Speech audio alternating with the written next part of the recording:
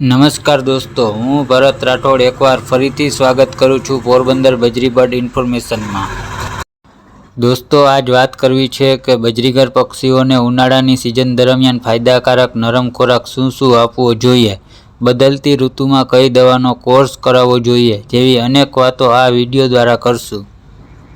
દોસ્તો, હજી સુધી તમે ચેનલને સબસ્ક્રાઇબ નથી કરી તો ચેનલને સબસ્ક્રાઇબ કરી સપોર્ટ કરવા વિનંતી, જેથી અમને નવા વિષય ઉપર વિડીયો બનાવી તમારા સુધી પહોંચાડવામાં આનંદ મળતો રહે। દોસ્તો, આજે હું તમને જણાવીશ કે ઉનાળાની સિઝન દરમિયાન બજરીગર પક્ષીઓને કયા નરમ ખોરાક આપવાના છે કે તે આપણા બજરીગર પક્ષીઓને ફાયદાકારક રહે અને ગરમીમાં આપણા બજરીગર પક્ષીઓ તંદુરસ્ત રહે, એક્ટિવ રહે, કોઈ કારણસર ગરમીની ઝપેટમાં ના આવે તેવા નરમ ખોરાકની વિશે આપણે વાત કરશું। સૌથી પહેલાં તો હું તમને ખાસ વાત જણાવીશ કે ગરમીની સિઝનમાં એ જ વસ્તુઓ બજરીગર પક્ષીઓને ખોરાકમાં આપો કે જેની તાસીર ઠંડી હોય। આજ આખા અઠવાડિયાનું મેનુ લિસ્ટ તમને જણાવીશ, એવી રીતે તમે તમારા બજરીગર પક્ષીઓને આપશો તો તમારા બજરીગર પક્ષીઓ હંમેશા એકદમ ખુશખુશાલ જોવા મળશે। દોસ્તો, તે માટે તમારે આ વિડીયોને સ્કીપ કર્યા વગર શરૂથી લઈને છેલ્લે સુધી જોવો પડશે। તો વિડીયોને કરીએ ચાલુ।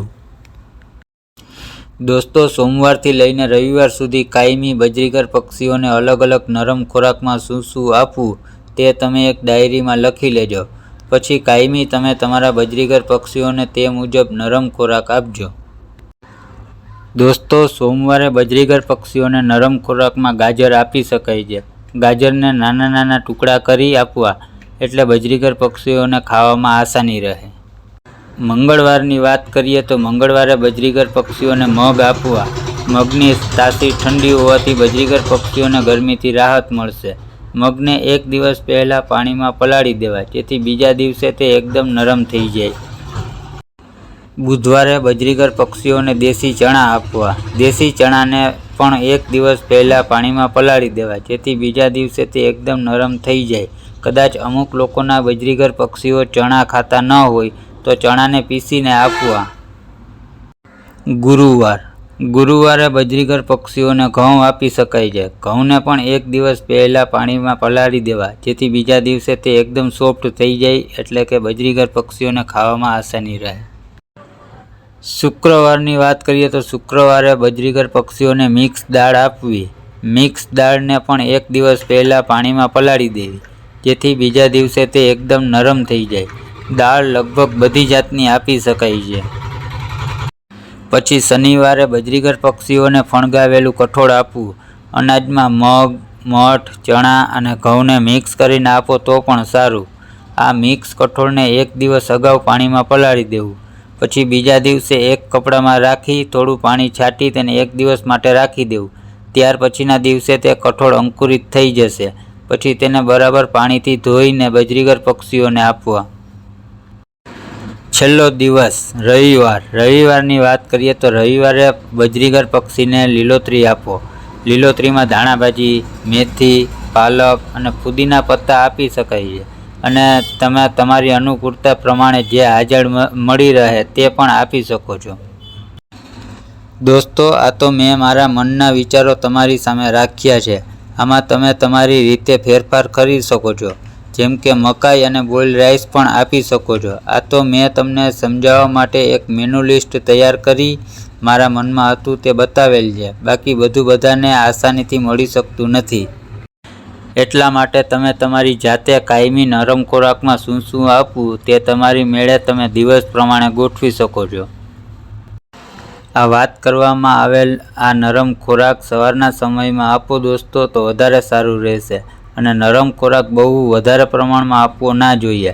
નરમ ખોરાક એટલો જ આપવો જોઈએ કે તે સવારના 1 થી 2 કલાકમાં ખાઈ જાય। દોસ્તો, આ તો નરમ ખોરાકની વાત થઈ, પણ બજરીગર પક્ષીઓ પાસે 24 કલાક કાંગ તો રાખવાની જ છે। કાંગ સાથે તમે બાજરો મિક્સ કરતા હોય તો બાજરાની સંખ્યા બહુ ઓછી રાખવી, કારણ કે બાજરાની તાસીર ગરમ હોવાથી બજરીગર પક્ષીઓ વધારે ગરમ વાતાવરણનો અનુભવ કરશે। આ સાથે તમે સૂરજમુખીના બી આપતા હોય તો તેને પણ બહુ ઓછી માત્રામાં આપવા। તેમજ આ બદલતી ઋતુમાં બજરીગર પક્ષીઓને 3 થી 4 દિવસ લીવર ટોનિકનો કોર્સ પણ કરાવજો। અને લીવર ટોનિકનો કોર્સ કરાવ્યા બાદ ટેટ્રાસાઇક્લિનને પણ એકસાથે 8 થી 10 દિવસનો કોર્સ કરાવજો, જેથી બદલતી ઋતુથી બજરીગર પક્ષીઓને કોઈ બીમારીથી બચાવી શકાય। દોસ્તો, આજ દિન સુધી અમુક લોકો બજરીગરની કોલોનીમાંથી રાત્રે પાણી પીવા માટેનું વાસણ કોલોનીની બહાર કાઢી લેતા હતા અને સવારે તાજું પાણી બજરીગર પક્ષીઓને પીવા માટે આપતા હતા, પણ હવે આ ગરમીની સિઝન દરમિયાન રાત્રે પીવા માટેનું પાણી કોલોનીની બહાર કાઢવાનું નથી। ઠંડીની ઋતુમાં આપણે પ્લાસ્ટિકના વાસણમાં બજરીગર પક્ષીઓને પીવા માટે પાણી આપતા હતા, પણ હવે તેમાં થોડો બદલાવ કરવાનો વારો આવ્યો છે। હવે ઠંડીની ઋતુ જવાની તૈયારીમાં છે, તો અમુક જગ્યાએ તો ફૂલ ગરમીની શરૂઆત પણ થઈ ગઈ છે। હવે પછીના દિવસોમાં કાળઝાળ ગરમીમાં આપણે આપણા બજરીગર પક્ષીઓને માટીના વાસણમાં પાણી પીવા માટે આપવાનું રહેશે। માટીનું વાસણ હશે તો તેમાં પાણી ઓટોમેટિક ઠંડુ રહેશે અને તે પાણી પીવાથી બજરીગર પક્ષીઓને પણ ગરમીથી રાહત મળશે અને જો શક્ય હોય તો દિવસમાં 2 થી 3 વાર પાણી બદલવાનું રહેશે। આ સિવાય આપણે બધાએ આપણા બજરીગર પક્ષીઓને ઠંડીથી બચાવવા માટે કોલોનીને ચારે બાજુથી કવર કરી રાખી હતી, પણ હવે તેને ચારે બાજુથી ખોલી નાખવાની રહેશે, જેથી હવાની અવરજવર ચાલુ રહે અને કોલોનીનું તાપમાન પણ જળવાઈ રહે। કોઈ દોસ્તો પાસે કદાચ એવી જગ્યાએ કોલોની હોય કે ત્યાં હવાની અવરજવર રહેતી ના હોય, તો તેવા દોસ્તો બજરીગર પક્ષીઓની કોલોની ઉપર પંખો લગાડી શકે છે અને તે જગ્યાએ ગરમીનું તાપમાનનું ઘટાડો કરી શકે છે। જેમ આપણે બધાએ ઠંડીમાં તાપમાન જાળવી રાખ્યું, તેમ ગરમીમાં પણ તાપમાન જાળવી રાખવું એટલું જ જરૂરી છે। દોસ્તો, એક ખાસ વાત તો એ છે કે બજરીગર પક્ષીઓને ઉનાળાની ગરમીથી બચાવવાનો સૌથી સારો ઉપાય એક જ છે કે તમે જ્યારે પણ બજરીગર પક્ષીઓને પીવા માટે પાણી આપો ત્યારે તમારે લીંબુના રસના 2 થી 3 ટીપા પાણીમાં મિક્સ કરીને આપવા। લીંબુમાં વિટામિન સી હોવાથી બજરીગર પક્ષીઓને ગરમીથી સારી એવી રાહત મળશે અને લીંબુ બધી જગ્યાએ આસાનીથી મળી રહેશે, એટલા માટે આ ઉપાય ઉનાળાની ગરમી દરમિયાન જરૂરથી તમે અજમાવજો। દોસ્તો, આ મારા અનુભવ પ્રમાણે મેં મારા બજરીગર પક્ષીઓમાં આવા પ્રયોગો કર્યા છે અને મને તેનાથી સારું એવું પરિણામ મળેલ છે, એટલા માટે આવી માહિતીસભર વિડીયો બનાવી તમારા સુધી પહોંચાડવાનો પ્રયાસ કર્યો છે। તો દોસ્તો, જો તમને મારા દ્વારા બનાવવામાં આવેલ આ વિડીયો ગમ્યો હોય તો વિડીયોને એક લાઇક કરજો, શેર કરજો, કોમેન્ટ કરજો અને ચેનલને પહેલીવાર જોઉં છો તો સબસ્ક્રાઈબ જરૂર કરજો। તો મળીએ આવી જ રીતે એક નવા વિડીયો નવા વિષય સાથે, ત્યાં સુધી રજા આપશો।